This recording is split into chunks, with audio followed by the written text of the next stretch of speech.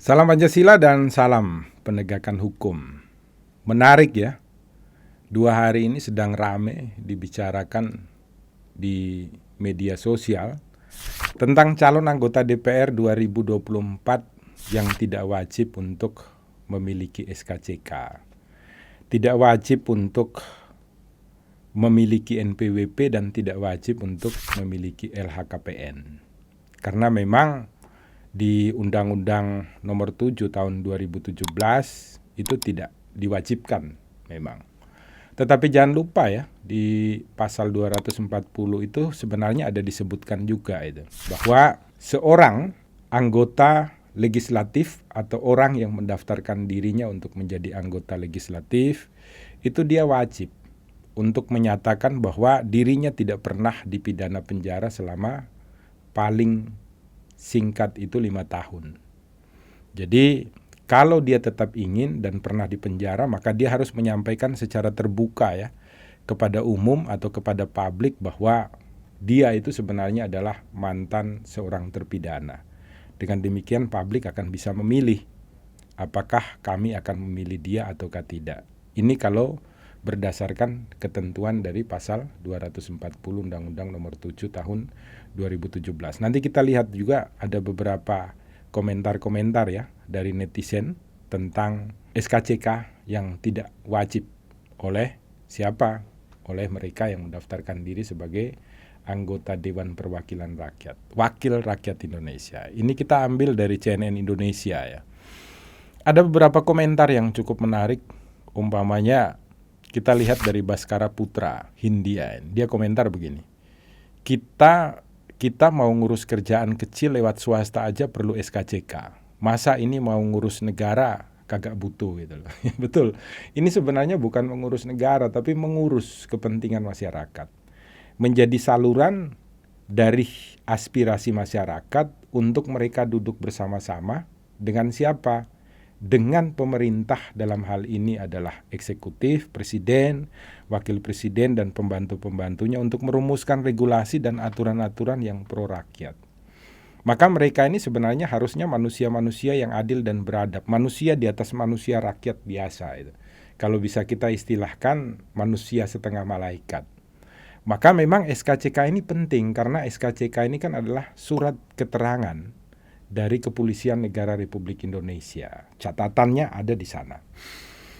Karena mereka adalah manusia yang setengah malaikat, maka catatan kepolisian ini penting karena bisa saja mereka banyak sebenarnya melakukan kesalahan-kesalahan di dalam kehidupan sehari-hari mereka di ruang publik. Contoh umpamanya, mereka mungkin pernah melakukan penipuan, pernah melakukan penggelapan, pernah melakukan pemalsuan dan lain sebagainya, yang kebetulan karena regulasi hukum kita ini kan memperbolehkan restoratif justice ya. Jadi berdasarkan kesepakatan para pihak perkara dihentikan, maka bisa saja ada catatan pidana yang banyak di kepolisian tapi perkara dihentikan dan lain sebagainya. Contoh juga umpamanya mungkin melakukan penganiayaan baik di dalam keluarganya ataupun di dalam ruang publik dan lain sebagainya. Sehingga SKCK ini sangat dibutuhkan karena mereka manusia yang berbeda. Prinsipnya mereka harus benar-benar manusia yang beretika Pancasila, yang selalu mempraktekkan nilai-nilai Pancasila. Maka SKCK ini sangat penting bagi mereka. Kalau rakyat biasa itu justru ketika mencari pekerjaan tidak perlu untuk memiliki SKCK. Karena apa? Karena banyak dari rakyat ini yang dulunya umpamanya susah makan, susah minum, susah mendapatkan pengobatan, kemudian tidak ada akses untuk kerja. Akhirnya mereka melakukan perbuatan pidana seperti umpamanya contoh mencuri atau melakukan penipuan atau penggelapan. Maka kalau mereka ini diwajibkan untuk ada SKCK, mereka akan sulit untuk mencari pekerjaan. Padahal negara tidak membuka ruang yang seluas-luasnya bagi mereka untuk mampu menciptakan lapangan pekerjaan tersendiri. Maka justru harus dibalik. Kalau masyarakat biasa itu tidak perlu ketika melakukan lamaran pekerjaan diwajibkan untuk adanya SKCK. Yang wajib adalah mereka. Kenapa? Karena mereka ini mewakili masyarakat ketika membuat regulasi. Hanya manusia-manusia setengah malaikat itu yang mampu untuk dipandu hikmat kebijaksanaan membuat regulasi-regulasi atau aturan-aturan yang benar-benar pro rakyat. Sehingga keinginan kita bersama di dalam fundamen atau dasar kita hidup berasaskan Pancasila untuk mewujudkan keadilan sosial itu bisa tercapai. Dengan demikian maka pendapatnya Rumah Pancasila adalah SKCK ini wajib bagi setiap orang yang ingin menjadi wakil rakyat, baik itu di DPRD tingkat 2, tingkat 1 maupun DPR RI. Ini pendapatnya Rumah Pancasila ya. Kemudian poin yang kedua, apakah mereka juga wajib untuk memiliki NPWP? Menurut Rumah Pancasila wajib. Karena untuk dapat mewujudkan keadilan sosial, maka partisipasi rakyat itu sangat dibutuhkan. Di dalam apa? Memberikan sumbangan melalui pembayaran pajak yang diwajibkan aturan perundang-undangan, sehingga APBN dan APBD itu mampu untuk memberikan kehidupan keadilan sosial bagi seluruh masyarakat Indonesia di dalam segala bidang, mau pendidikan, mau bidang kesehatan, mau bidang bantuan sosial, kebudayaan, dan lain sebagainya untuk bisa diakses. Itu diperlukan dana. Maka Pancasila itu kalau diperas menjadi satu, dasarnya itu adalah gotong royong. Dengan cara apa?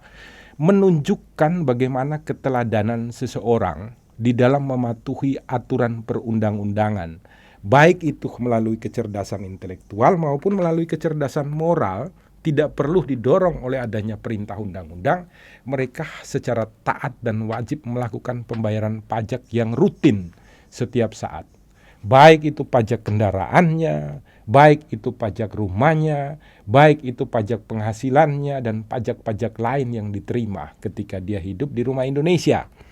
Maka NPWP ini wajib dimiliki oleh setiap orang yang mencalonkan dirinya sebagai anggota DPR dalam tingkat apapun di seluruh Indonesia nanti di tahun 2024. Karena mereka akan mampu untuk memberikan contoh teladan bagaimana kita hidup secara bersama dan gotong royong di rumah Indonesia. Maka poin kedua ini juga terjawab.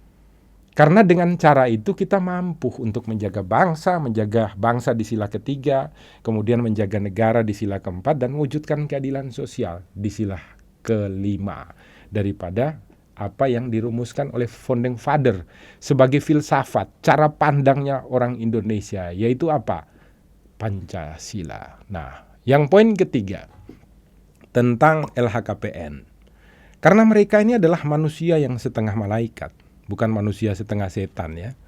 Maka mereka wajib untuk memberitahukan kepada kita semua sebagai rakyat yang diwakili, ketika mereka menjadi wakil rakyat, mereka memiliki kekayaan berapa banyak.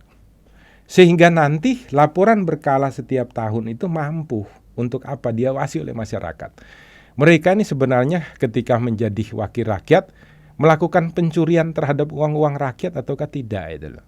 Apakah manusia yang awalnya ini adalah manusia setengah malaikat berubah menjadi manusia setengah setan ataukah tidak?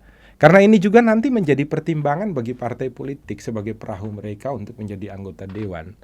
Ketika harta kekayaannya berlimpah tanpa kewajaran, dilakukan proses, diteliti hasilnya dari mana. Kalau ternyata hasilnya menggunakan jabatannya sebagai wakil rakyat untuk mendapatkannya, maka mereka harus diberhentikan dan diganti dengan anggota lain yang kebetulan suaranya berada di bawah dia. Sehingga apa?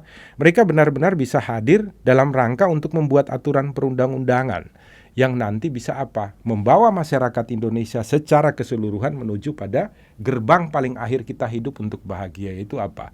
Keadilan sosial bagi seluruh rakyat Indonesia. Maka ini juga wajib untuk mereka lampirkan laporan kekayaannya, supaya kita semua tahu nantinya orang-orang ini tetap akan menjadi manusia setengah malaikat ataukah akan berubah menjadi manusia setengah setan, supaya nanti kita bisa memberhentikan mereka menurunkan mereka ketika mereka berubah menjadi manusia setengah setan. Jadi Rumah Pancasila berharap sekalipun aturan perundang-undangan ya, khususnya Undang-Undang Nomor 7 2017 tidak mengatur adanya kewajiban SKCK, NPWP, dan LHKPN, tetapi Rumah Pancasila berharap bahwa ini wajib untuk dilampirkan sebagai basis kecerdasan moralitas, kecerdasan beretika, Sehingga nanti orang-orang yang kita pilih untuk mewakili kita itu benar-benar orang-orang yang cerdas secara intelektual, cerdas secara spiritual, etika, dan juga cerdas secara moral. Sehingga nanti mereka benar-benar dapat membawa semua mimpi-mimpi masyarakat ini dan mewujudkannya bagi kita semua di rumah Indonesia, rumah yang kita cintai. Semoga dengan apa yang disampaikan oleh Rumah Pancasila ini membuka ruang bagi kita bersama-sama untuk berdiskusi secara baik ya di dalam proses yang dilakukan ini. Kita lihat dulu, ada satu komentar lagi mungkin yang menarik dari siapa ini? Susi Pujiastuti, ini Ibu Menteri yang komentar. Sementara yang melamar, oh ini tukang maksudnya mungkin. Sementara yang melamar KD, tukang bersih-bersih, kantornya harus pakai SKCK. Ya, Bu Puji ingin membandingkan bahwa masyarakat itu saja pakai SKCK, tukang bersih-bersih, kenapa kok seorang anggota dewan itu tidak? Betul, kalau masyarakat itu malah tidak wajib loh pakai SKCK. Karena apa? Karena masyarakat itu bisa saja loh melakukan kejahatan dan lain sebagainya. Ketika mereka akan mencari pekerjaan kan susah. Kalau harus ada SKCK baru bisa diterima. Padahal tujuan kita hidup itu adalah mewujudkan keadilan sosial bagi seluruh rakyat Indonesia. Orang berbuat salah itu manusiawi. Tetapi kalau berbuat salah yang banyak, kemudian tetap mereka bisa jadi anggota dewan, itu kan bahaya sekali. Jadi justru mereka yang wajib SKCK. Masyarakat jangan diwajibkan untuk SKCK. Sehingga siapapun ya dapat mengakses ruang-ruang untuk mereka bisa bekerja dan menjadi manusia yang benar-benar manusia. Dalam arti makan minumnya cukup, kesehatannya cukup, kebutuhan pokoknya cukup, dan lain sebagainya.